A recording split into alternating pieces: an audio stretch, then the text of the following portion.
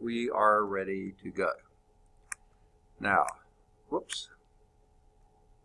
Let me do just a couple things before we get started. Of course, I have to do several things before we get started. It takes forever for PowerPoint to load, or for Screencast-O-Matic, whoever it is, it's taking forever. And even though that looks good, this doesn't. This is what's going to be recorded on Screencast-O-Matic, so I have to clean this up. And you don't tell any difference there, but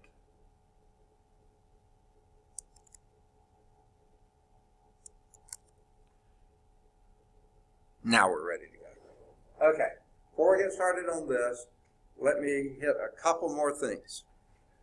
I think I told you Monday that over the weekend I got your syllabus completely updated on Blackboard. I got the research paper instructions. I already had those updated, put those on Blackboard. Sometime Thursday or Friday, I did my locator card. I put that on Blackboard. And then I put all the PowerPoints on Blackboard. And they're Chapter 5, Chapter 6, Chapter 7. Okay. Now, and I also put a few websites that other students have found or I found that look like they could be useful for the course. So they're out there. There's Visual Calculus, there's Prof. Rob Bob, there's 2 or 3, 4, something like that. Okay. Now, since then, I have finally gotten all of the Screencast-O-Matic forms onto YouTube and onto the right YouTube account because they were first sending to an account that couldn't hold more than 15 minutes. So I had to, and I needed to have updated that one, but somebody else had done that one and I didn't know exactly how they did it, so I had to do my own. So now I have 2 accounts, one I can upload to and one I can't. So I got them all from the Screencast-O-Matic to the good account. So the first 3 classes are out there, okay? The syllabus, the research paper safety, that kind of stuff, and Monday's class. They're all out there. And if you go to Blackboard in this course, under content, that's where all this stuff is, and you have to scroll all the way to the bottom, and that's where you'll see Math 126 YouTube videos. I think that's what I call it, Math 126 YouTube video. It's a link to that. And in YouTube, they call those, they have a name for it, and I can't remember what it is. It's like a folder. I put all the 126 in the same folder. Now, that takes an extra step to do it, so I've got to, after every class, I have to wait till it uploads, which takes forever, and then when it finally uploads, then I put it in the, it's not called the folder, it's called something else, but I finally get it in there, and that's when you can see it. So we have Monday, Monday's class is out there, yeah. All last week, both days last week and Monday's is out there on in Blackboard, in this course, Blackboard, content, and then all the way to the bottom of the thing, and it says Math 126 YouTube videos. That's what I named it. So because there's some of the other sites out there called Math Vids and things like this, so I was trying to get something, it wasn't, that's something else, this is ours. Okay. So, all right. And as soon as, and I could have shown, I showed the first class, it takes forever for Screencast-O-Matic to send it to YouTube. I mean, it is so incredibly slow. Yesterday afternoon, I spent all afternoon and got all this class. I already had a couple of things done, but I've got all this class, all my morning class, and all my afternoon class done. And it took all afternoon just to do that. So I went home last night, got home at 6:15, 6:30, set up the computer to start doing it again. it got 3 done by the time I went to bed. And then I left it running overnight, it got 3 more done. It shut itself off at some point, but that's why I only got 3 done. So I've still got a few more, but they're all tomorrow's classes. I got all today's classes done. This afternoon, knock on wood, I will try to get the tomorrow's classes all out there. And then finally, I'll be up to date. And then I'll start having to put today's classes out there. Okay, but hopefully that won't be, hopefully they're going there now. Okay, but it'll take them a while to get there. All right, any questions? All right. Now, we didn't quite get this far last time. We were still doing some examples. So before we get here, let's do, this is on page 306, 5.7, substitution method. This is leading up to it. We haven't named it yet. That's what this next theorem tells us. Similar change rule calculation shows that. And here we have, by the way, I've got to get my, oh, that's right. I can't write on the slide. God, this is such a pain in the neck. Yuck.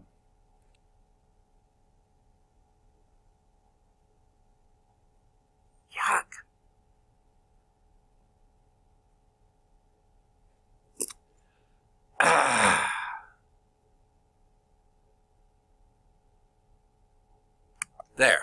Okay. The integral of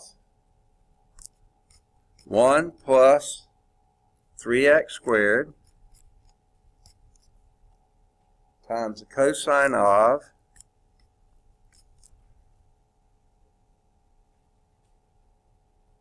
x plus x cubed dx. Okay? Now, if you go somewhere and try to look up in a table or anything else and try to figure out that integration, you're not going to be able to. That's a really weird form. Okay? But here's the key. And we're going to do that when we do it. Why they don't just go and tell us this and then do the examples, I don't know. But this is how they choose to do it. What you may notice that this thing right here, if you take the derivative of it, you've got this. Right? Well, my faithful 3 are here again. Theo's here. We still haven't seen, I've seen Muhammad, that was before the term began. I think he has work issues and other issues. I don't know if he's going to make it or not. But. And the 5th person, Treddy Lewis Gray, name no longer shows up on the roll, so he must have decided not to take it this time. Okay. So, what we have here is we have this being the derivative of that. Okay? And we're going to do this right down here in a minute. So then this, the antiderivative of this thing would then be the antiderivative of cosine. What is the antiderivative of cosine? Sine, it'll be the sine, okay, of that argument there, x plus x cubed. Now, this is an indefinite integral, so what's the other thing we need? Plus c. Okay. Now, how can you check that? Take the derivative, because the integral undoes the derivative. That's the fundamental theorem of calculus, part 2. So, if you take the derivative of this, what do you get? Derivative of sine is cosine of x plus x cubed. Okay. So if you take the derivative of that, you get cosine of x plus x cubed. But then you have to do chain rule, and what does that tell you to do? Derivative of the inside, which is 1 plus 3x squared. And sure enough, that's exactly what you've got there. So that is the correct derivative. Take the derivative of the plus c, you got nothing. You got a derivative of the constant is 0. Okay? So sure enough, that is your answer. Now, this theorem formalizes what we were just doing and observe it. Okay? In general, And this, by the way, just a couple of things. That is a composite function. The sine of x plus x cubed. Okay, composite function. Outer function, inner function. And a chain rule, you do the derivative of the outer function, then times the derivative of the inner function. So when you're doing an integral, you have to look for the outer function and figure out if the inner function is anywhere it can be developed from that. These were pretty obvious. They'll get a little less so, okay? But we'll figure out a technique to do this. In general, if, this is going back to Fundamental Theorem of Calculus, Part 1 and 2, mostly Part 2, if f prime of u, okay,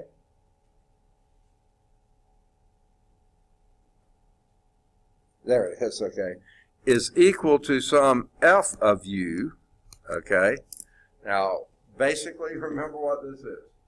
The f of u is what's inside there. If f prime is some function that when you take its derivative, you get the thing in there, like we just did, then we can integrate, okay?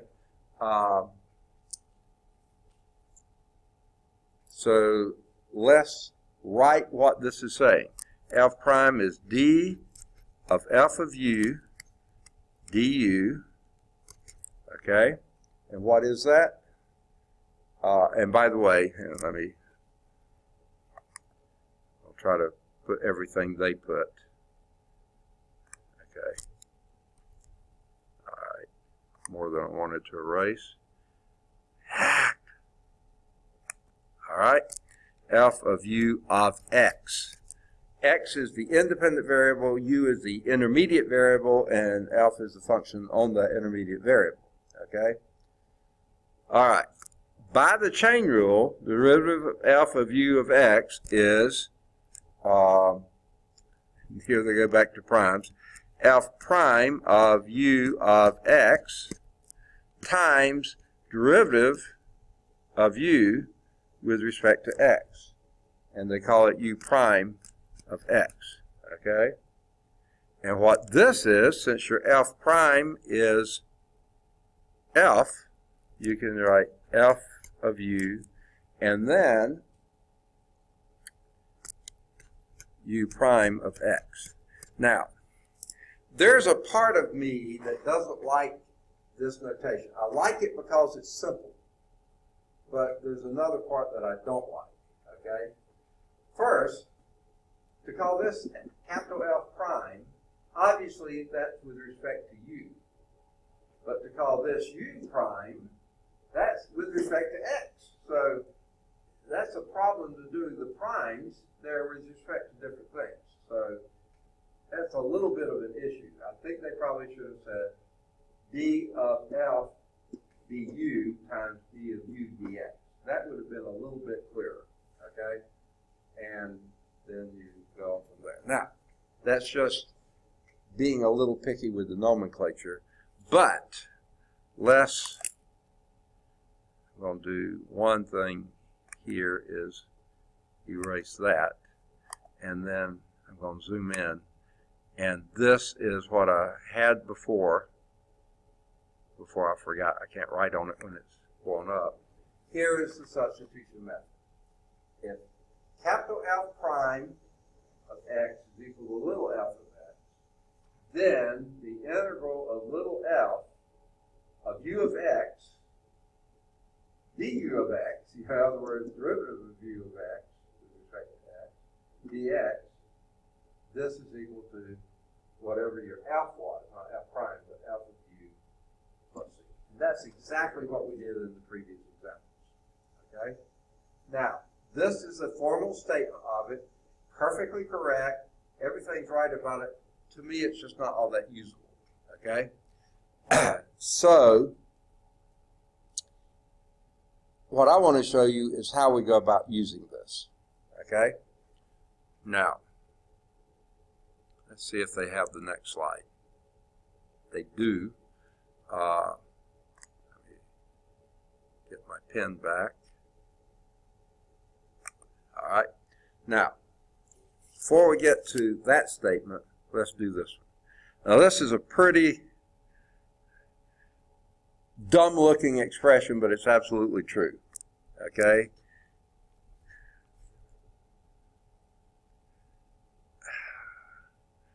Here's how I want to write it.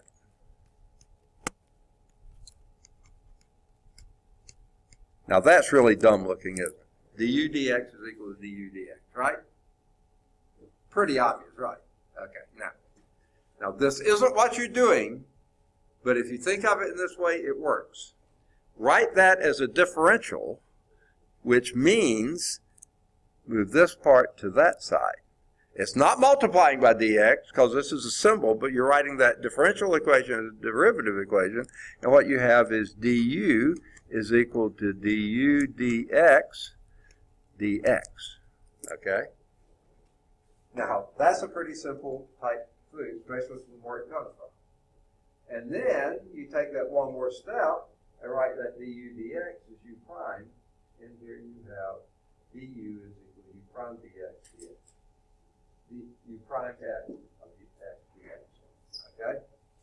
Now, that's just one little piece of this, but get used to it, because you're going to use this for over and over and over again, okay?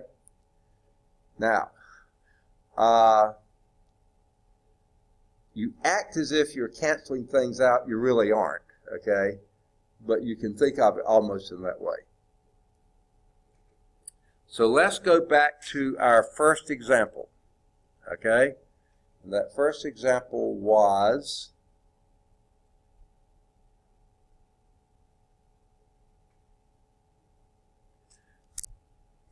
I'm going to start over at the very beginning. The integral of 2x cosine x squared dx. That's where we started, right? Now,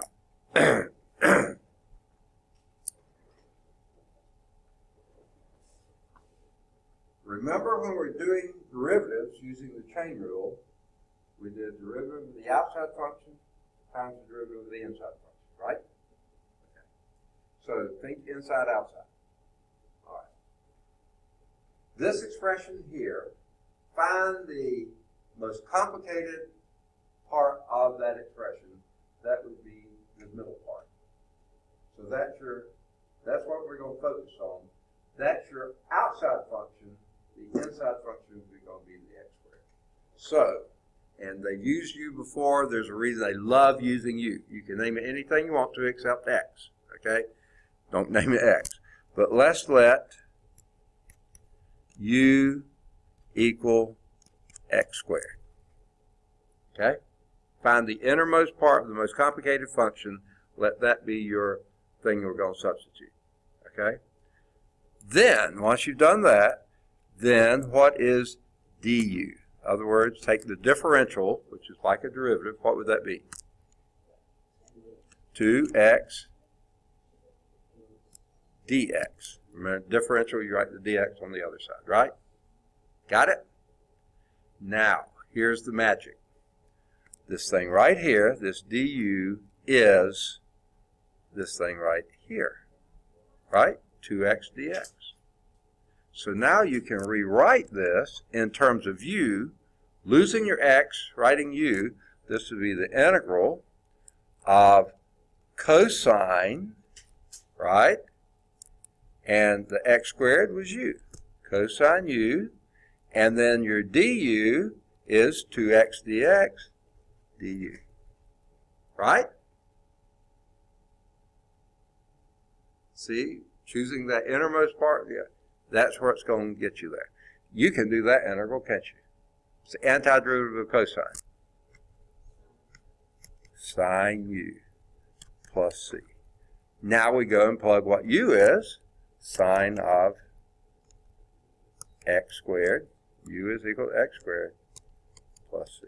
And that's exactly what we got before. Okay? Now,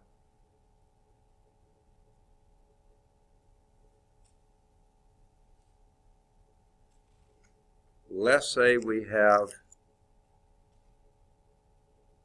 now where did they get this one? I'm not sure.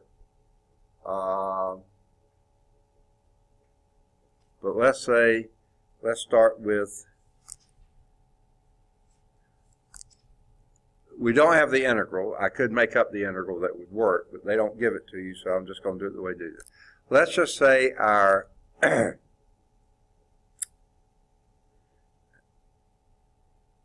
I can hardly imagine one like that, but let's just say that you wanted your u to be cosine, this is a different problem completely, cosine of x cubed.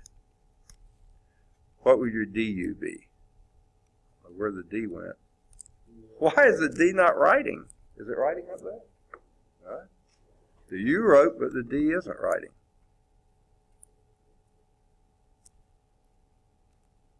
What? Let me write it over here. Okay, du. Okay, forget that. Okay. What would the u be then? If that was your u,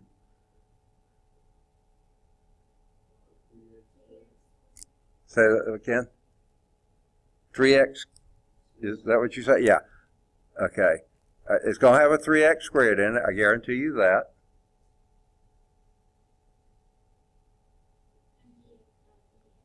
What's that? Okay, you're going to have a dx in it. You're absolutely right.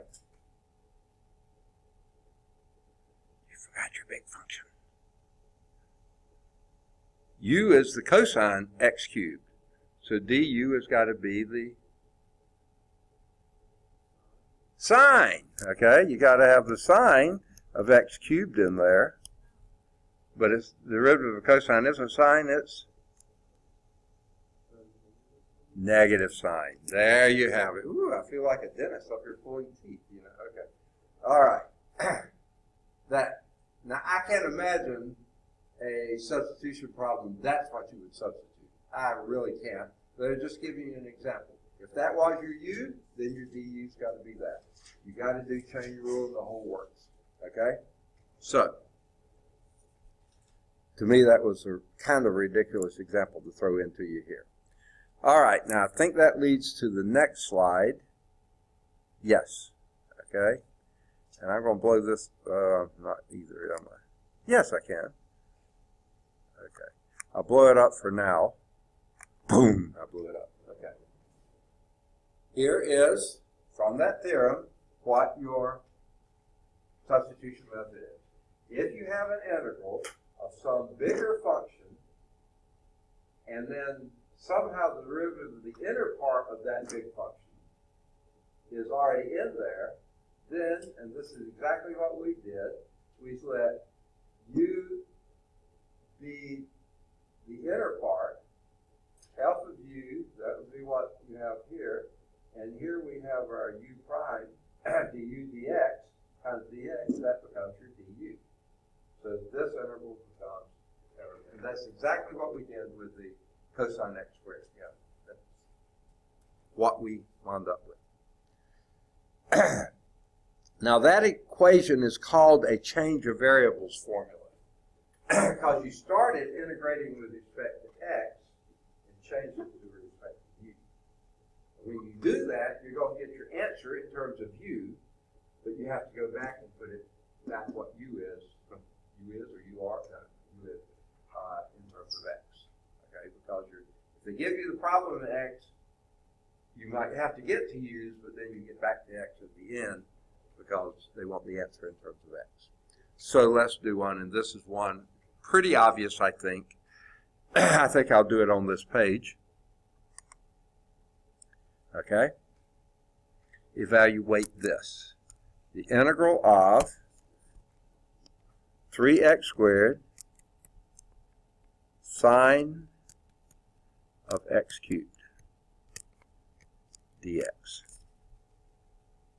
Where would you begin?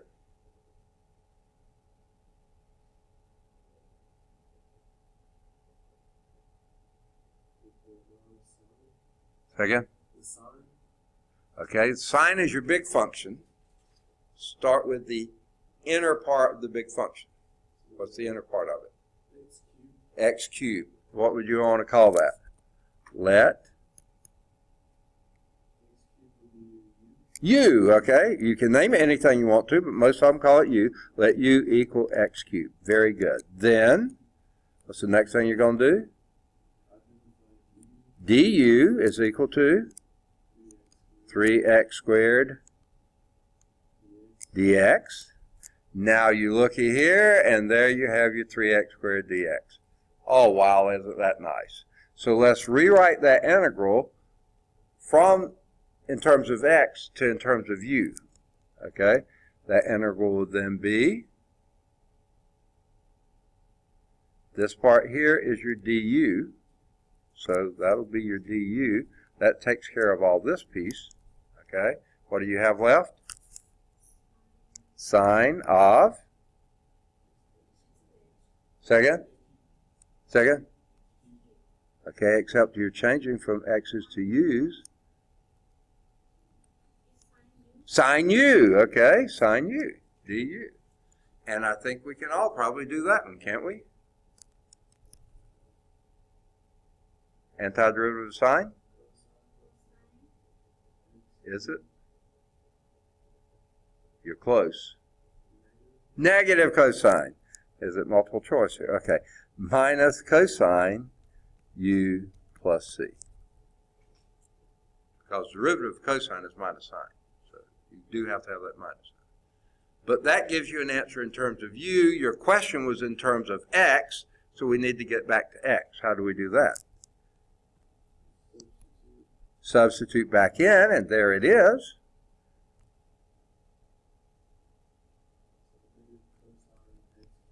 X cubed plus c.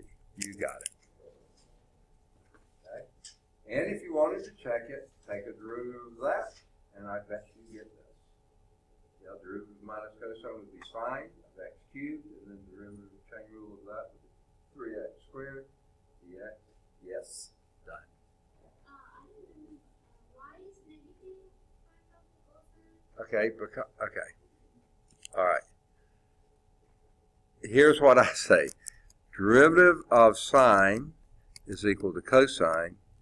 Derivative of cosine is equal to minus sine. Okay, and this is dx, d theta, whatever you want to do, but the derivative is that. Yeah. So since derivatives go this way, antiderivatives have to go the other way. The antiderivative of cosine will be minus sine.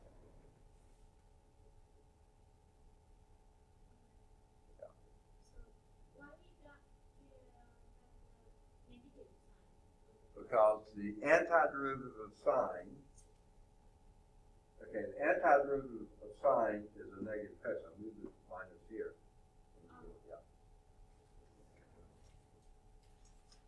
Yeah, that's the trig functions. That's sort of the toughest thing to do. It's not all that hard, but just remembering which is plus and which is minus.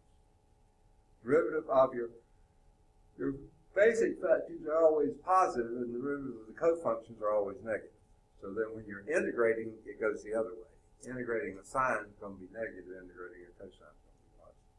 So if Undoing. example we did, then it's supposed 2x cosine x squared. So we're supposed to put negative in front of the sine, right? Okay, no, because antiderivative of cosine is sine.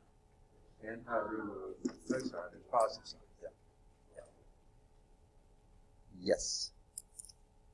All right. And they actually did the derivative and got it. Now let's move to example 2. And you'll see that sometimes they don't give you the whole thing. You have to come up with it. So I think probably the better thing to do here is to go to a white screen. Okay? Example 2. Evaluate this. The integral of x times x squared plus 9 raised to the 5th power dx. Now, if before we had introduced this chain rule thing, the substitution idea, about the only way you could have done this was Use the binomial expansion and expand x squared plus 9 to the 5th power. And a couple of years later, several minutes later, when you finally get all that done, then you multiply x by it. You have a polynomial, then you can integrate, and you can certainly get the answer. A whole lot of work, okay? I have this theory about being good in math. I think one of the prerequisites to being good in math, you have to be a little lazy. Because mathematicians always going to try to figure out the easiest way to do a problem, right? They're lazy. They're just lazy bums, you know? So do any of you qualify? Oh, we got one. The rest of you are hard workers. You can still do the math. But if you're a little lazy, it gives you a little bit of an edge, you know? I'm just kidding. Mostly, a little bit. Okay. Where would you begin? If we're not going to do that other method, which I outlined and not about to do, how would you propose that we go? Okay. Find your big function in there. That's the 5th function. It's raising to the 5th power, the power function. Find the innermost part of that, and that's this. And what do you want to call that? Let u, everybody's favorite, equal x squared plus 9. Okay? What's your next statement? Then du is equal to what? A little louder. 2x dx. Uh-oh. All we've got up here is an x dx. Yeah. How do we make that an x dx?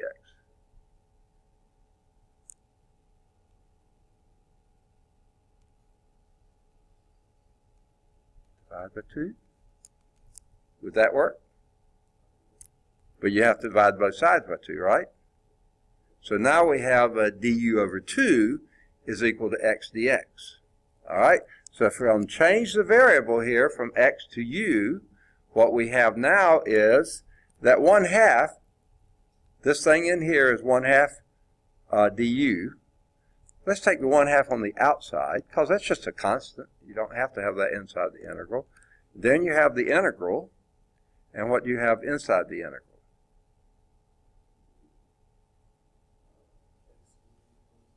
Okay, we don't call it that anymore, though, do we? U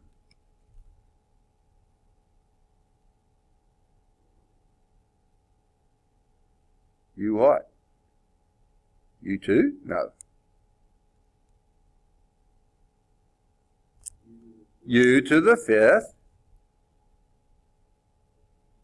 du. You got it. Because 1/2 is on the outside. That's exactly the same expression with that substitution in there. And I think that probably y'all can do that. Can't you? 1/2 is on the outside. What's the antiderivative of u to the 5th?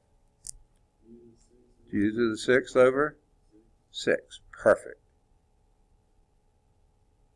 Okay. I'm going to let you get by with it here, okay, because we're going to do something first. So multiply those together, and you get u to the 6th over 12. Then you do your plus c. You could have done the plus c to begin with, but then you do 1/2 c. Yeah. So rather than do that, just go on and carry it as far as you can, then do the plus c. All right? Are you through? Is that your final answer? Why not? You need it back in terms of x. So what will your final answer be? No, 1/12 x squared plus 9 to the 6th power plus c. You got it. Does that make sense?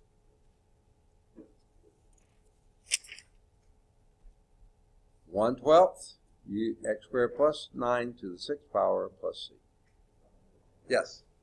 What is du equal to 2x? What is that? Okay. You said that u was equal to the innermost part of that complicated function, right? So u is equal to x squared plus 9.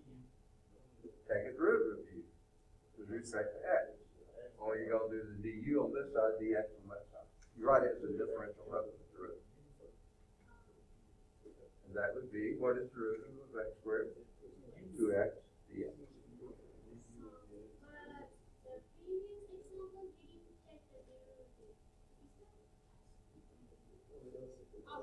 We did. Okay, good. Maybe you didn't, but I did. Okay, no, okay. Okay. No, got it. Good deal. Good questions. Always ask the questions. Okay. Is this making sense so far? All right, good deal. Then, if you got that one down, let's go to a harder one. I mean, a different one. Okay? And now this is so bizarre. Here's how I have to do it. You would think that I could go to pointer options, erase all ink on the slide, but nothing happens. So what I have to do is go to the screen and unwhite the screen, and then go back to the screen and white the screen. White screen. That's how I have to get back. 3 or 4 steps where it should be just one little click. I love this cheap thing. I mean, inexpensive, money-saving device. Okay. Here's the next one. Oh, boy. All right. Evaluate this. The integral of x squared plus 2x dx, that's in the numerator. In your denominator, we have an x cubed plus 3x squared plus 12 raised to the 6th power. Look this up on a table and see if you can find an answer. I don't think so. So we got to figure out some way to solve this. Where would you begin? All right, the most complicated thing there, quite often it's going to be your denominator, not always, but it is in this case, because that has something to the 6th power. So the thing raised to the 6th power, that's going to be your, let u equal what? X cubed plus 3x squared plus 12. Then your next step is du is equal to 3x squared plus 6x dx. Excellent. Okay. The problem is that's not what we got above, is it? Aha! Factor out of 3. Let's see what that gives you. Du is equal to 3 times x squared plus 2x dx, right? Hey, that looks a lot like that numerator, except for what? You need to divide away the 3. Okay? So you get rid of that on this side, so you get du over 3. So now I think we can rewrite our integral, changing the variable from x's to u's. Now, that numerator is going to be your du. You still got to have it divided by 3, so let's pull the 1/3 on the outside. Okay? Integral of, and what do you have left? That numerator is now your du with the 1/3 on the outside, and the denominator is u to the 6th. Now, I don't like integrating denominators. So what I usually do, I'm lazy, I write this as 1/3. The integral, I write that as an exponential. And what would that be? U to the minus 6 du. You buy that?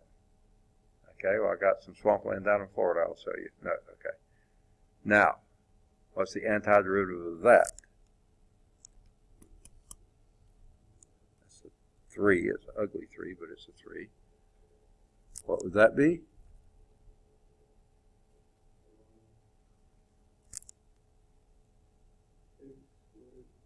U to the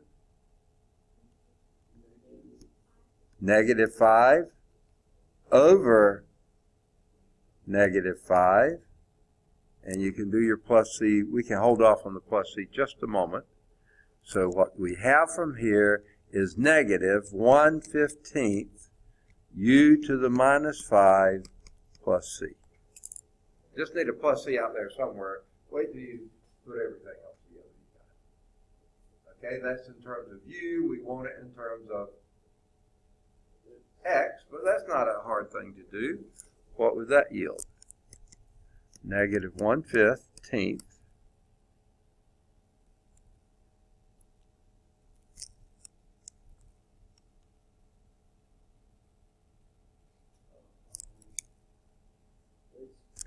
x cubed plus 3x squared plus 12 to the minus 5. Okay? Plus c. Now, if, and this is the thing, you can write your answers many different ways. If, since you started out with no negative exponents, you want no negative exponents, you could write this as minus 1 over 15 times x cubed plus 3x squared plus 12 to the 5th plus c. There's another way to write the answer. I mean, there's lots of different ways you can write the answer. Which one does the book use? It doesn't really matter. They're all right. They use, they did it. Well, they pulled the minus 1/15 out and then put 1 over. No, they left it in that form. They didn't go back to positive exponents. They left it in that form up there, which is fine. But this answer is just as good as that one, or a minus 1/15 half and then 1 over this. That would be fine. The plus c, just have to have a plus c there. This is one reason I really don't care for those computerized homework management systems like WebAssign and things like this, because if in WebAssign they had this answer, but not that one, they say, you're wrong, and you're not wrong. That's a perfectly right answer. Or if you wrote, if that was what they were looking for, and you wrote this, it would say, you're wrong, and count it wrong, and you take off points and stuff. And then I have to go in and say, oh, no, it's right, so put them back in. And that saved me a lot of time. Yeah, okay. So I really don't care for them, because it's looking for one and only one answer. It's not smart technology yet. Maybe one day it'll get there, but that's looking for only one answer. And you can write this a different way. Like I said, negative 1/15 times 1 over this. That would be fine to plus c, as long as you have plus c there.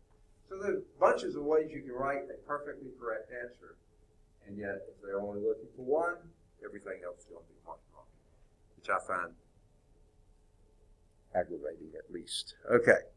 Sorry. I'll get off my soapbox. Okay. There's a little conceptual insight here. Oh, and here's their little steps on the side. You notice on the in the left margin there. Substitution method. Choose what you want to name the u. Calculate the du. That's exactly what we did. Number 2, rewrite the integral in terms of u and du, not in terms of x or whatever you started with. Then evaluate that integral in terms of u and du, giving you an answer in terms of u, okay? And then go back and plug what the u was in terms of x to get your final answer. So we've done all the parts. They wrote them out there as parts. Here's a little conceptual insight. An integration method that works for a given function may fail if you change the function even a little bit, okay? In the previous example, if you replace the 2 by 2.1 right here, if you put 2.1x, guess what? Substitution not going to do you a bit of good at all. So, just a minor little change there makes it so you can't solve the problem at all, okay? Using the substitution method. And guess what? In reality, in real work type situations, most of the time your integrals are not going to be nice, pretty integrals that you can do this exactly. If they are, fantastic. Grab them, go for them, and use them. A lot of times you're going to wind up doing numerical integration, period. Which means, are all of you engineers? Okay. Means you're going to have a package that does your integration for you. You're going to plug it in, but you have to know how to plug it in and what thing. And you have to be able to determine, wait, that answer, no, that doesn't even look close. Something's wrong with this. Yeah. So, in reality, you won't be doing that many of these, but when you can, you have an exact solution. pretty close. Let's do example 4. So, of course, I'll choose to unwhite my screen, strangest terminology, and then rewhite my screen. Okay, white my screen, get a white screen. Okay, let's do this. Evaluate this integral. The integral of sine of 7 theta plus 5 d theta.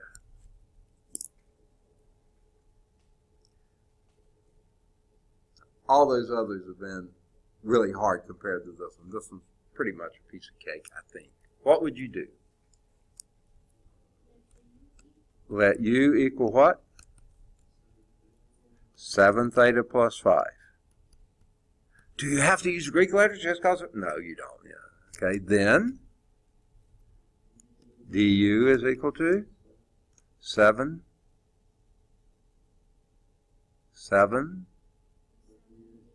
no, d theta. D theta, okay. All right. Well, we don't have a 7 d theta, do we? We just have a, up here, just a d theta. So what do we have to do? Divide out the 7. Okay? So our d theta is du over 7. So that's what we do here, except rather than writing that in the integral, write the 1/7 on the outside of the integral, and then you will have your du. Okay? Oops, why did I do that? I hate this. What I really should be hating is making mistakes. Before it was so easy to correct mistakes.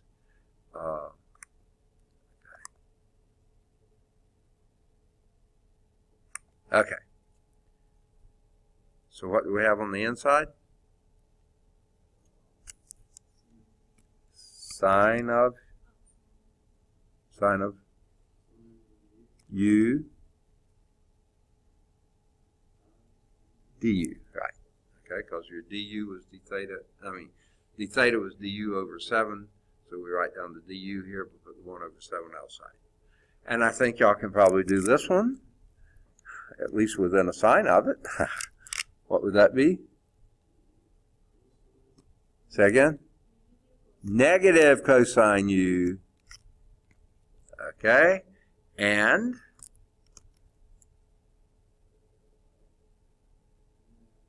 negative cosine of 7 theta plus 5 over 7, okay, plus c. Now again, you can write it several ways. Negative 1/7 cosine of 7 theta plus 5, 7 theta plus 5, plus c. Several ways. Which way do they write it? We find it, there it is. They write the negative 1/7 out front. Cosine 7 theta plus 5 plus c. They seem to like to do that. And here's why I think they do. It's very mathematical.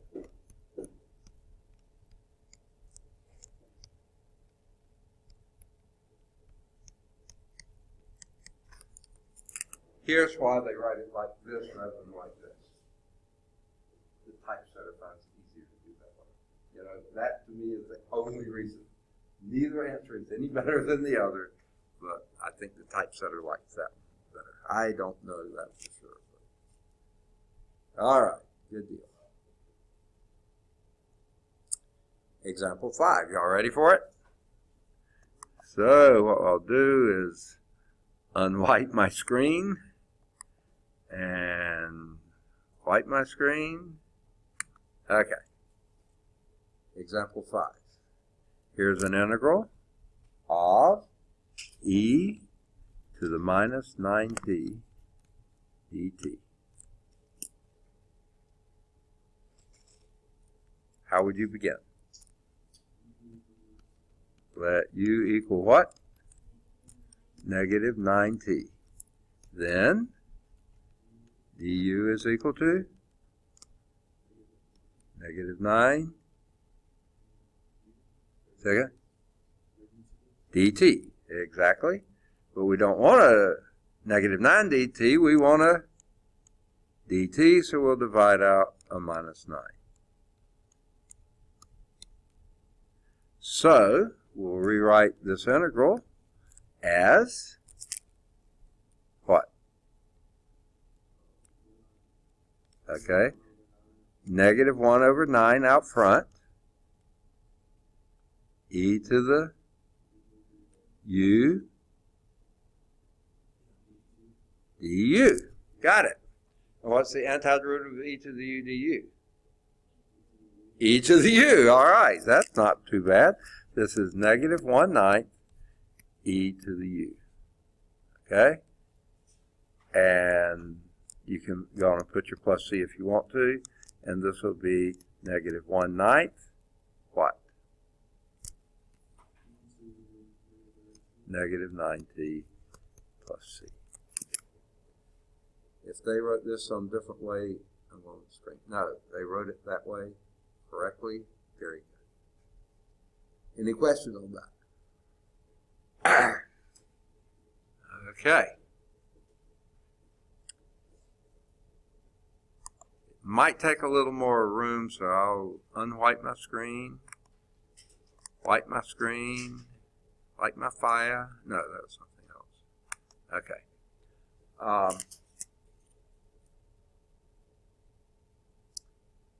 Evaluate this one. The integral of tangent theta d theta.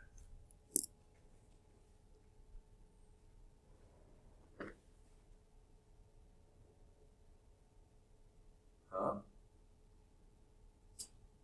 I know what you want to do, don't you? Find your table, look it up. This one you could do that. It'd be pretty easy. Say again?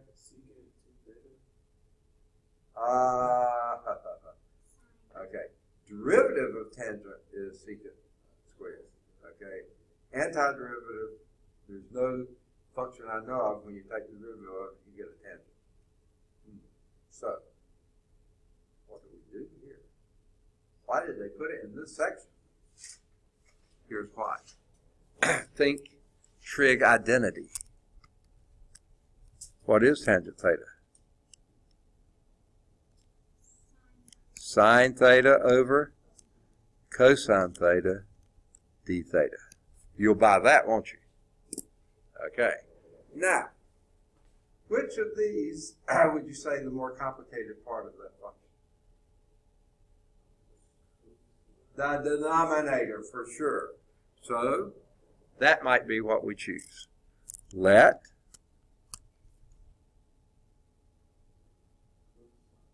u equal cosine theta, then du is equal to negative sine theta. Yuck! I hate this thing. All right, d theta. Okay. All right. Well, I got a sine theta, I just don't have the minus, so guess what I'm going to do? Divide or multiply by minus 1 and make that plus. Okay, so what do we have now?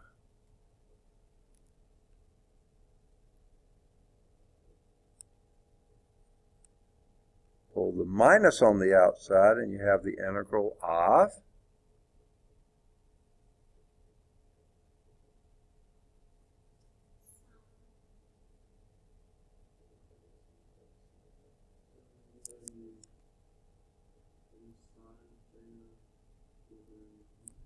okay. We want everything in terms of u now. The sine theta d theta is your minus du. There's the minus, there's the du. Right? Cosine theta is u. So it goes down there. Any of you recognize that? Or you want to try something different? Second? Okay, you want to go to that same formula we were using, the power formula? Is that what you're suggesting? Okay, let's try it just for fun. We won't like it. Okay, that's going to be minus, remember how I said I don't like to integrate with things in the denominator? That would be u to the minus 1 du, wouldn't it? Now what does the power rule tell us we do with that? Minus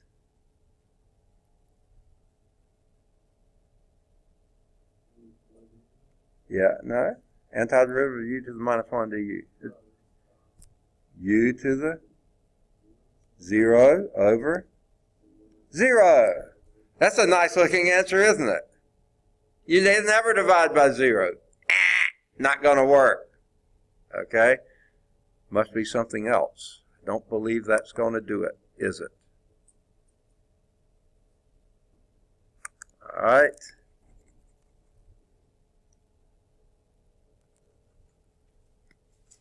All right. What you should be remembering, now I didn't teach you when you did antiderivatives before. Okay, let's do it this way. We're looking for an antiderivative. Okay? That means we're looking for some function, capital F, that when you do F prime of u, you get 1 over u. Can you give me a function when you take its derivative, you get 1 over it?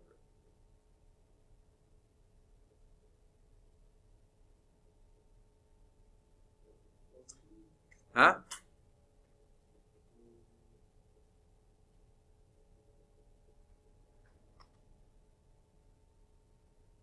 Natural log. What's the derivative of natural log? Of u. 1 over u. That's it. That's it right there. So, don't forget that one. Okay, so there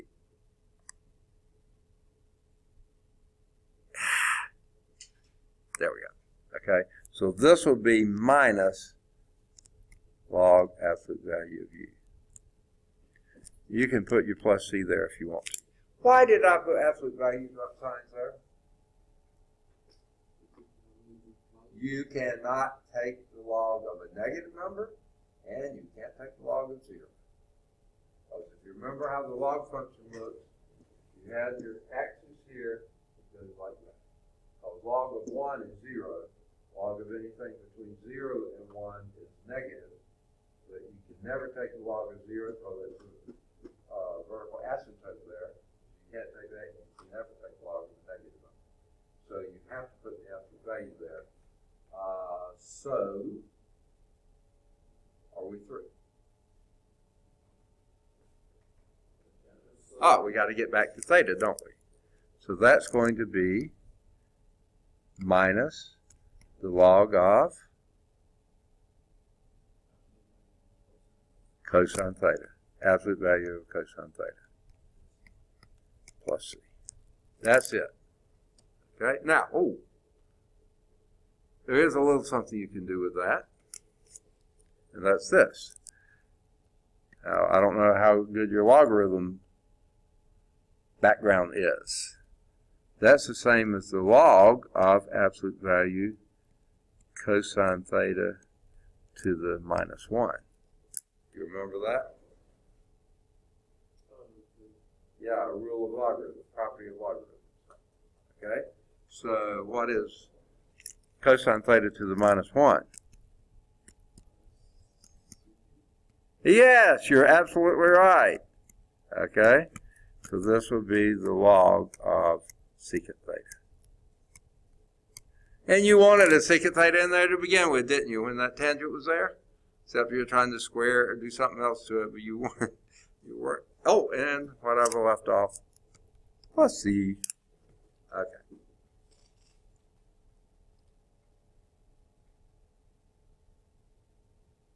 So log absolute value secant theta plus c. Got it? All right. Guess what?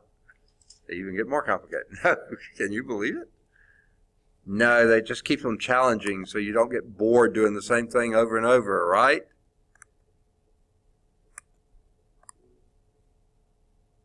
And we hate being bored doing the same thing over and over, right? Yes, we do.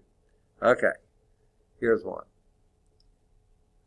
The integral of x times the square root of 5x plus 1 dx.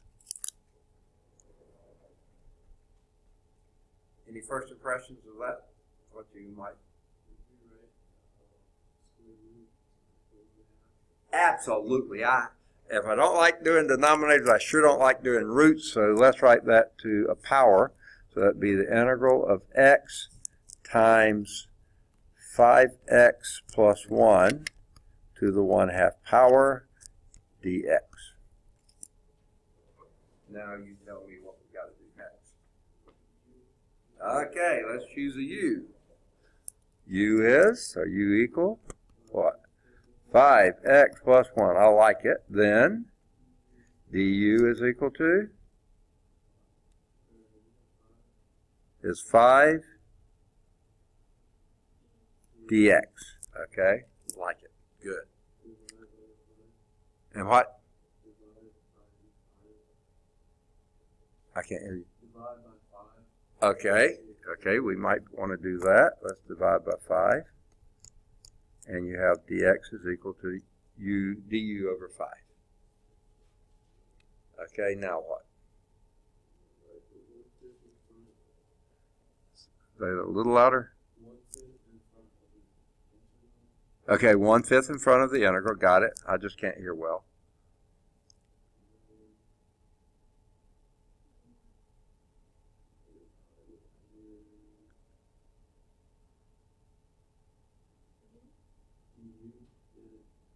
Okay, say that again. I don't think, okay, I know there's a u to the 1/2. Okay, times u. Oh, interesting how you got that. I thought u was 5x plus 1. You don't have a 5x plus 1 there. But here's what you do. You're not far off. Let's take this equation and rearrange it. Solve for x, because that's what you got up here is an x. So what would you do to solve for x? Subtract 1 from both sides. That gives you u minus 1 is equal to 5x, and then you would divide by 5. So there's what you got x is. So I didn't really care for what you did there, so I'm going to take that out. You got your u to the 1/2. That's absolutely right. But let's see what else we got.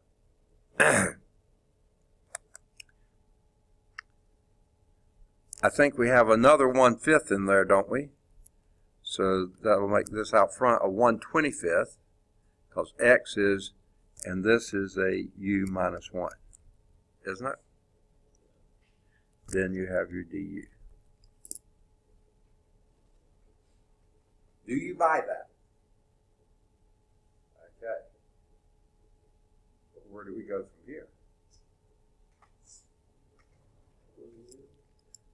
Say again? I can't. We don't have an integral yet. We haven't done the integration yet. And here's what I suggest to do. Distribute that in there. U times u to the 1/2 is what? To the 3/2 minus u to the 1/2 du. I can do that integration, I think. I couldn't do it in the first one. I sure couldn't do it in the form up there, because you have your x. This is a lot easier to do, or somewhat easier to do. So what do you have here? 1/25 antiderivative of u to the 3/2.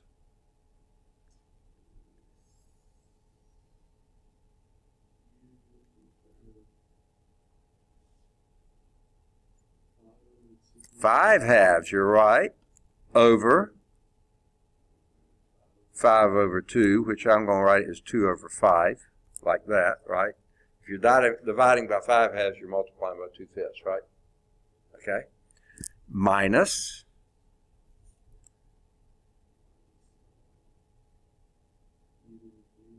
to the 3 halves times 2/3. Y'all are good. Okay. And then ultimately we're going to have a plus c, but I'm going to wait till the end to do that. Okay. Now, you know what? Oh, no. I don't know how far they want to take this. Do you do least common denominators, or I mean, there's a lot of ways you can go, and I think that's what they do, isn't it?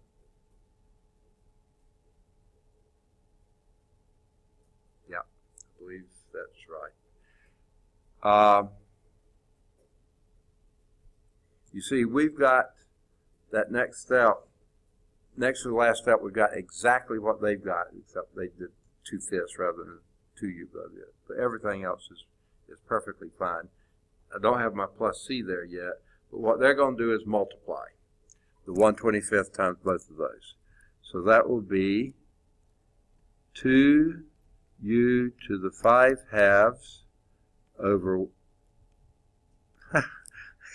here my pen, oh, there it goes, okay, 1/25. I don't know why it won't write over on the edge there. Okay, minus 2 over 75 times u to the 3 halves. Okay, then you can put your plus c in there. Okay, now, what do we do here?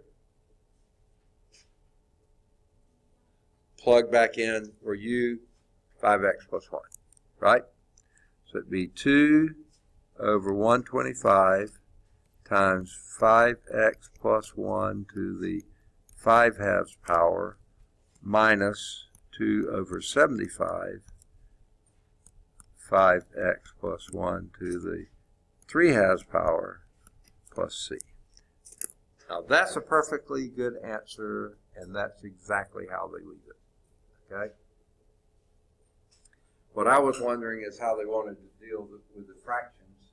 You could have pulled out a 2 over 25, had that out here, and this would be 1/5 of this minus 1/3 of that. Yeah. There's a lot of ways you can write your answers. That's the way the book wrote it. Any of the ways we find, and I don't care as long as it's correct. Why couldn't we subtract u to the 3 halves minus u to the 1 half? Okay. Can you subtract u to the 5th minus u to the 3rd? Can't do it here either. Okay. Good try, but you can't do it. Okay? Right. They're different powers. You can only add or subtract like terms which have identical variables at identical powers. Yeah. All right. I'll forget it you asked that question. No, I'm just kidding. Okay. All right. Good question. Okay.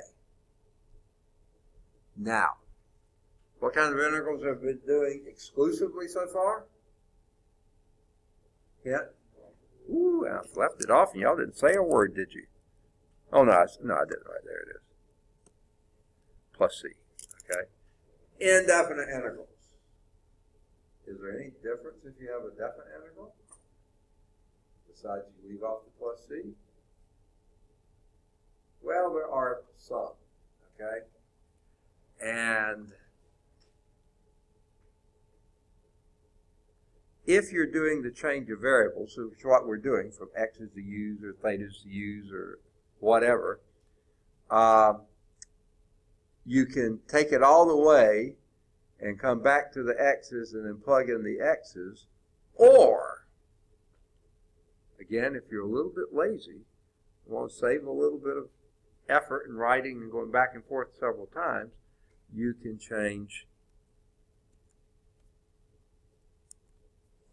here. goodness gracious, it's jumping all over the page. All right. Change of variables for definite integrals. If you're integrated with respect to x, and this is your complicated looking thing in here, and you do the u substitution for the most complicated part of your main function, and do that, and then do the du and do all that kind of stuff. So you have u as a function of x, right? Let u equal whatever the thing in here was, right? Well then, rather than going through everything else and coming back and plugging in the a and b, at this step here, if you know what the x is, then just plug in the x's here, and then your u will be going from u of a to u of b. Now this looks more complicated, but it really is simple. And then it's f of u du. Okay?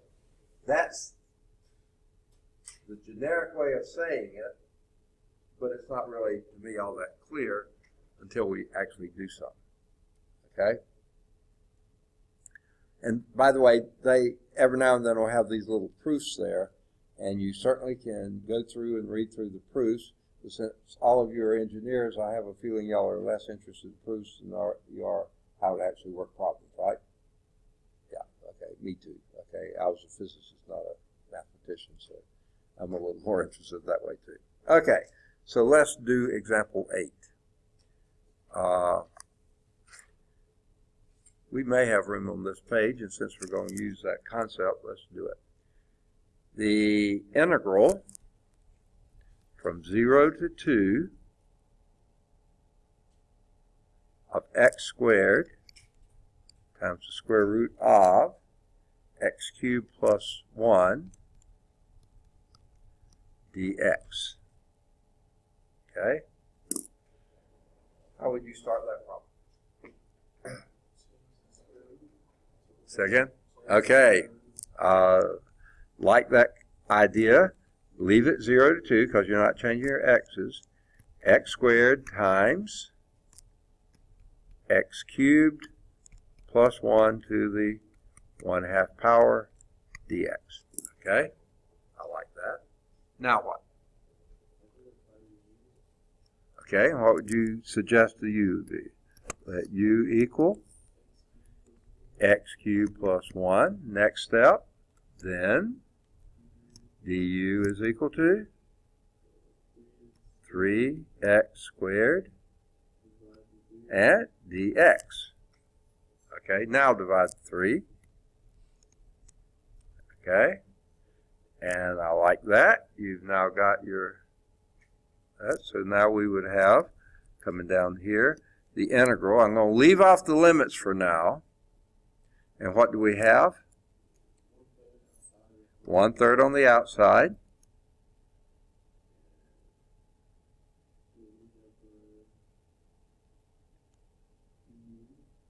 Du on the inside. U to the 1/2 power. Okay. Right? Now what we did was change from our variable from x to u. But now we're doing du's here, so these limits have to be in terms of u. Okay? Well, what this is when x is equal to 0, this is when x is equal to 2. Well, when x is equal to 0, what is your u? 2.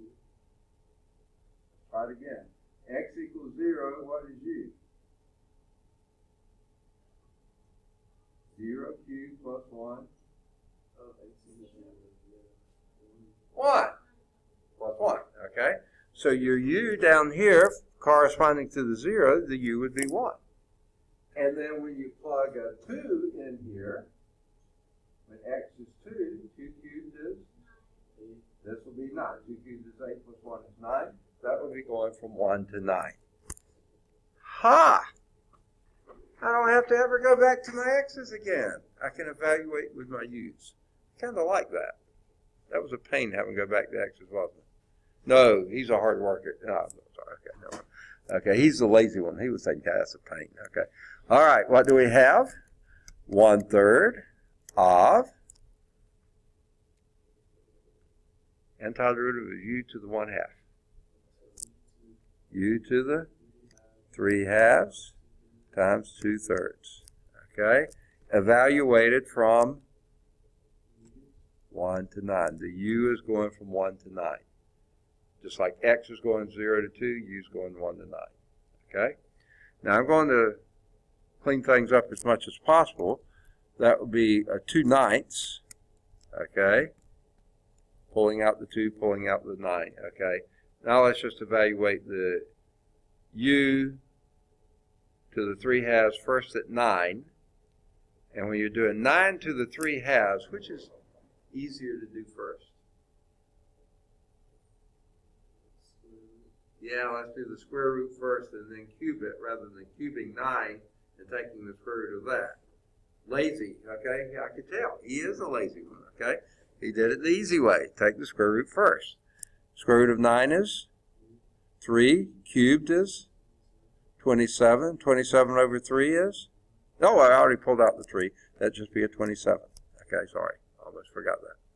And then, when u is 1, 1 to the 3/2 is 1 minus 1. That was pretty easy, wasn't it? So your answer is 2/9 of 26, which I think is just about as easy to say 52 over 9. Okay? You see that? How that works? Yeah, I like those definite integrals a lot better than having them over plus c's, because in this case, you don't have to go back to x's. Change your limits to correspond to the u's using that rule that you got there. You know, that's x equals 0 to x equals 2. Change that u equal 1 to u equal 9. Okay. A lot easier than going backward, plugging in at this stage what u is, and u is x cubed plus 1. No, let's not do that. Say we did. Okay. All right. Good deal. Any questions on that?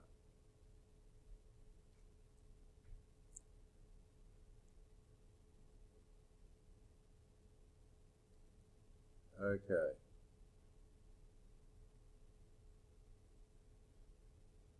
They did show how you could do it in terms of x and then plug in the x's. I use better. Okay. So let's do example 9. Any questions on 8? So let's do 9. Screen to a white screen. Okay. We're going to do the integral of from 0 to pi fourth tangent cubed theta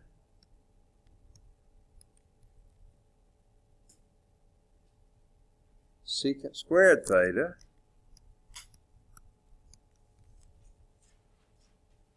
d theta. Okay. Now, I want a little timeout first, okay? I want to make sure this integral makes sense, okay? Where is tangent defined?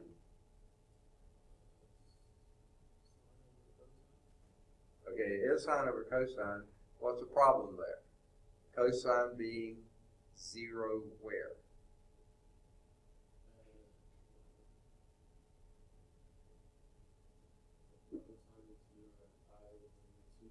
Pi over 2 and negative pi over 2, okay?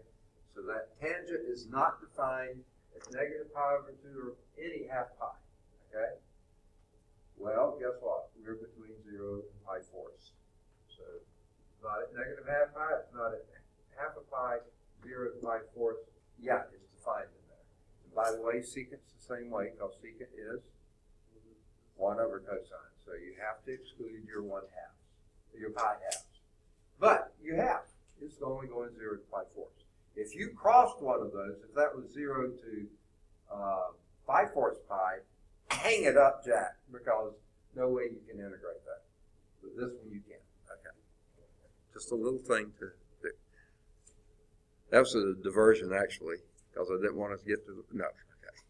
What are we going to do about this problem? Yeah, choose a U. I like the idea. What? Let U equal what?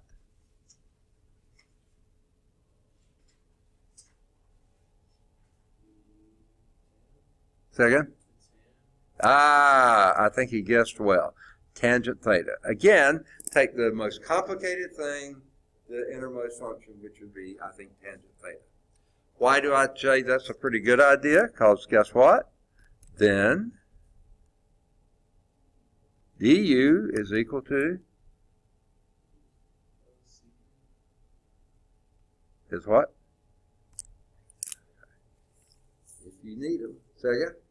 Anyone know? Go to the back of the book. There's a bunch of stiff pages back there. The first of those self pages says elementary functions. The next goes into some of those, and there were some of those log rules that we were talking about. Then the next page is differentiation. And say again? Secant squared theta. You're absolutely right. Derivative of tangent is secant squared. Perfect. Du is equal to secant squared theta. Differential form? D theta. Don't forget that. You need it. I think the whole problem just got a little easier, didn't it? Okay? Because how can we write this now? The integral of second u what? To the third. Okay, I can't hear well. U cubed du. That's it. Except for our limits. Okay? But since u is tangent theta, when theta is 0, what's tangent of 0? Tangent of 0?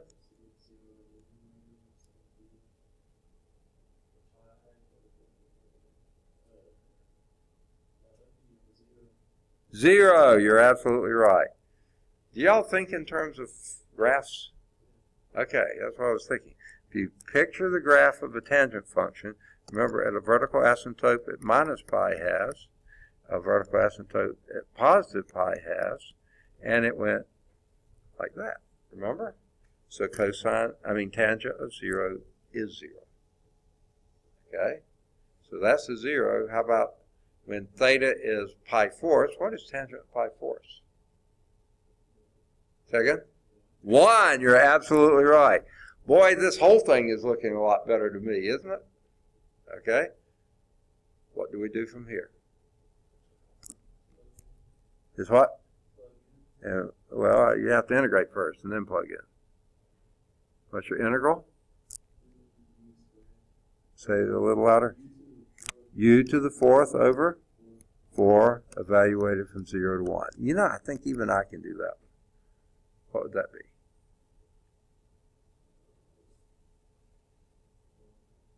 One-fourth. Okay, because 1/4 minus 0/4 is 1/4. Can it be that simple? Oh my, it is. Yeah. We need to make it harder than this, don't we? You're not getting your money's worth, right? Oh, okay. All right, good deal. Make sense? I think there's something to this substitution method. When it works. Okay. All right. Let's do example 10. So, I naturally have to unwhite my screen, which is such a stupid concept, and then go to a white screen. Strength. Must be Microsoft. Okay. Example 10. Calculate the area under the graph of y is equal to, I lost it, x over x squared plus 1. over the closed interval from 1 to 3. Okay. Does this mean I have to graph that thing? Draw the graph and calculate the area? I sure hope not. How could I do it if I'm not going to have to draw it? They're going to draw it in the book for me, but that's fine. Let them knock themselves out. What's that going to be? The integral from 1 to 3 of x over x squared plus 1 dx. I think that'll do it. Now, we got to make sure it makes sense. Okay? And I think this is fine because that function is defined for all values of x. Even though x is in the denominator, that denominator can never be 0. That's all you worry about with denominators. Can that ever be 0? No, it can't. Because whatever number you put in there for x, you square it, that gives you a non-negative number, add 1 to it, it becomes a positive number, it's not going to be 0. But that doesn't make the integration any easier. What might you choose to do next? Okay, find the u. So what do you want u to be? Let u equal x squared plus 1. Then,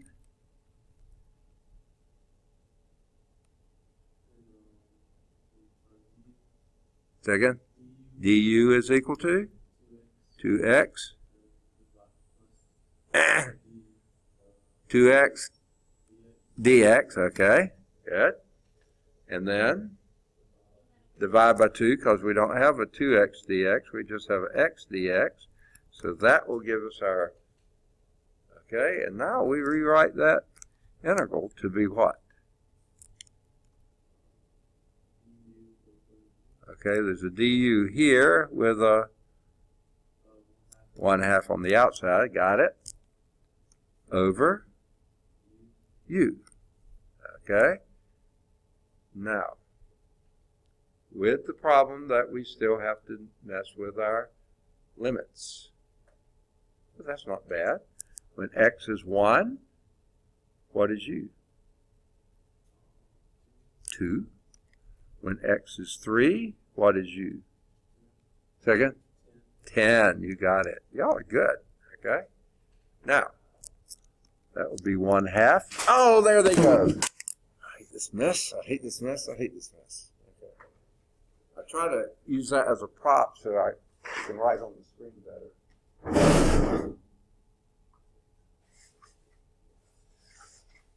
Y'all will never find the key for your testing here, or the sample of your test. It's all screwed up now. Okay. I'll straighten it out one day. Maybe not today, but one day. Okay. Next.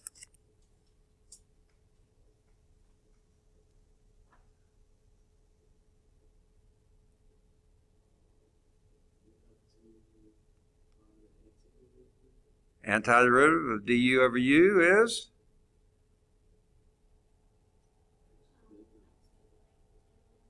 Second. Log of u. All right, I was wondering how short your memories were, okay? That's log u. Now, do I have to put absolute value bars here? Look at those limits. All positive. If one of those is negative, you absolutely, in fact, if one was negative, both better be negative, okay? Otherwise, you'd be crossing 0, and log 0 is not defined. So, here in this case, we don't. All we have to do is log u, because they're only positive there. Okay, evaluated between 2 and 10. Okay, so this will be 1/2, what?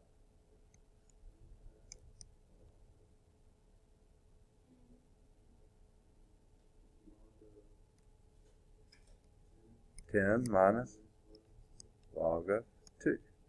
Okay, now,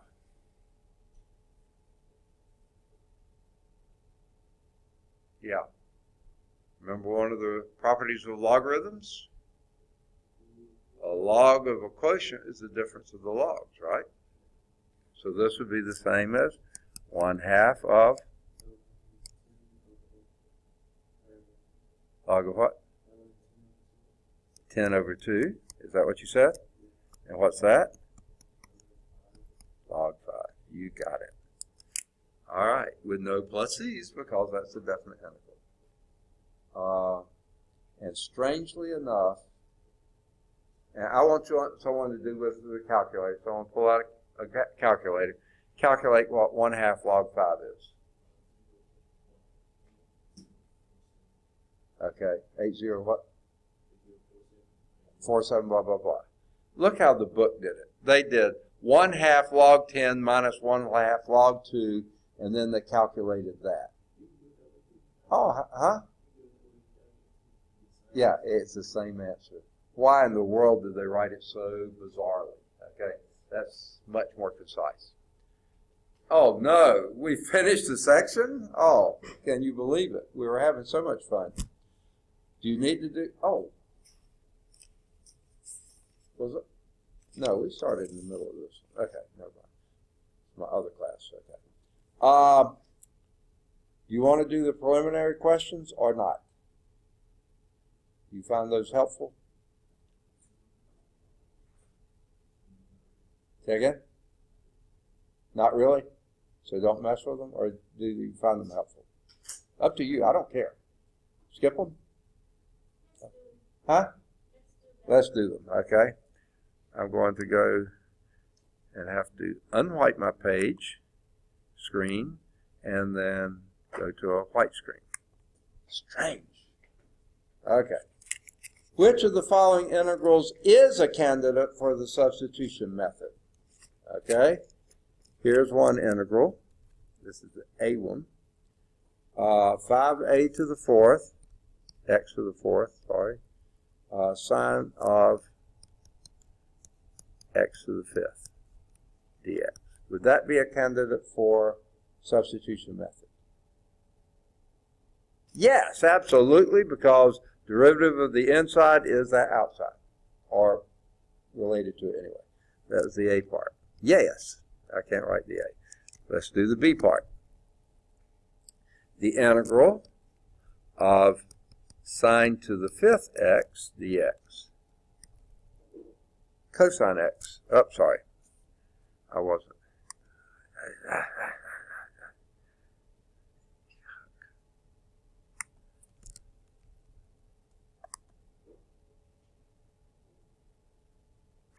Okay, sorry.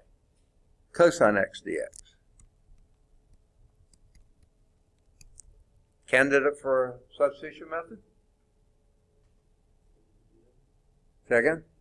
Yes, I would say so, because the derivative of sine is cosine. Yep, you got it set up. So yeah, that's the candidate too. C. I'm beginning to guess I know what this answer is, but we'll see.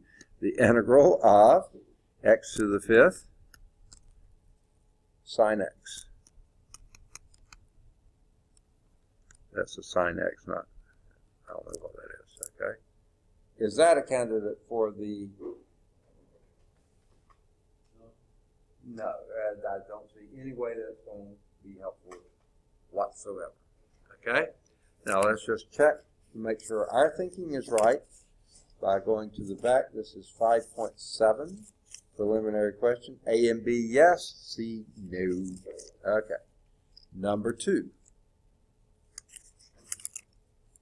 Find an appropriate choice for you for evaluating the following integrals by substitution. Okay, this is 1. Okay. Won't let me write on the edge of the page. I don't know why. Here's number 2. Okay. A. The integral of x times x squared plus 9 to the fourth power dx. What would be your candidate for you? Second? X squared plus 9? Got it. I like it. B.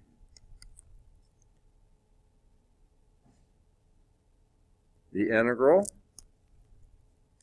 of x squared sine of x cubed.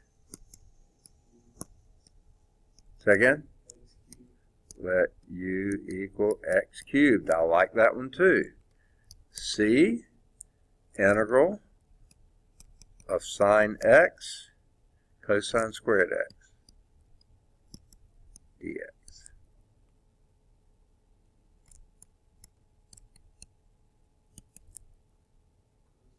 Cosine x. I like it. Y'all are good. Catching on this. Any questions about that? Let's check and make sure they got them right. U is x squared plus 9. U is x cubed. And U is cosine x. Yes, they got them right too. Any questions about that? You see why that's true? All right. The 3. I think I'm going to have to go to a clean page. So, see, in the old thing, there's just an icon at the bottom. I could go to a clean page. I would be done. Here I have to unwhite a screen and go to a white screen. It's so much fun. Okay. Which of the following is equal to this integral? Integral from 0 to 2 of x squared times x cubed plus 1 dx. Okay? For a suitable substitution.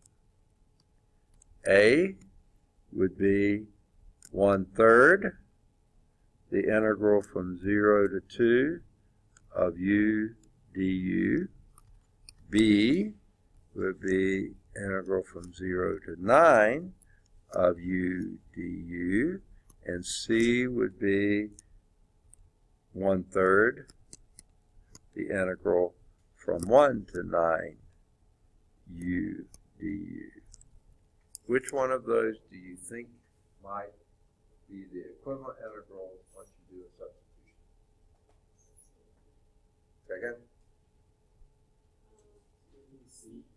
C, you say?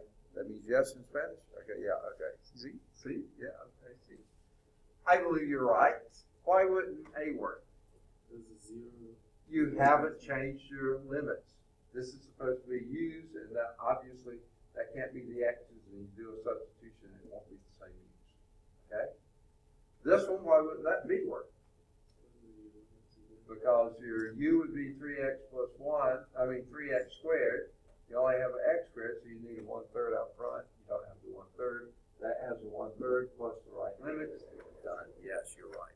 C is yes. Okay. And sure enough, they got it right too. Okay, homework exercises here. Do any of the odds 1 through 5. And then do any of the odds 7 through 23. Okay, now what do I mean by that? You have to do them all. That's up to you. I would say do a few. If you say, oh, I got these, then do a few that are a little harder. And, convince yourself you can do them all. When you've got that convinced, go on to the next group. Do either 25 or 27. Then do any of the odds set 29 to 73. A whole big passel of those. Okay? Then do 75. I'd say any of the odds 75 through 79. And then do any of the odds 81 through 95. And then do either 97 or 99. And then do either 101 or 103. And if you found all of those way too boring and way too easy, then you can try further insights and challenges, and you can choose the odds of those that you want to do. Now, before we move off of this, just glancing through those exercises, I see number 99 talks about wind engineers. I don't know if that's the kind of engineering you might be going into, environmental engineering maybe, something like that, have found that the wind speed at a given location follows and I'm tempted to call that a Rayleigh distribution, though it may be pronounced Raleigh distribution. It's not spelled the same, but I think it's Rayleigh distribution. Okay? You can say, who in the world was Rayleigh? how did he develop this distribution, or what is here's one application, wind engineering for wind, environmental engineering, in converting wind. So it seemed like several good paper topics right there, if that's an interest to you, okay? Rayleigh was much more of a physicist than he was, I think he was, an engineer, but I think you'd still find it pretty interesting. All right, any questions on that? How are we doing on time? I see y'all getting a little antsy. 11:14. Okay, guess what? I'm not going to charge you for those extra 4 minutes, okay? I'm really kind that way, okay? So, we'll begin next time with 5.8.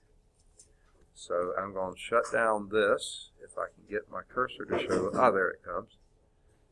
All right.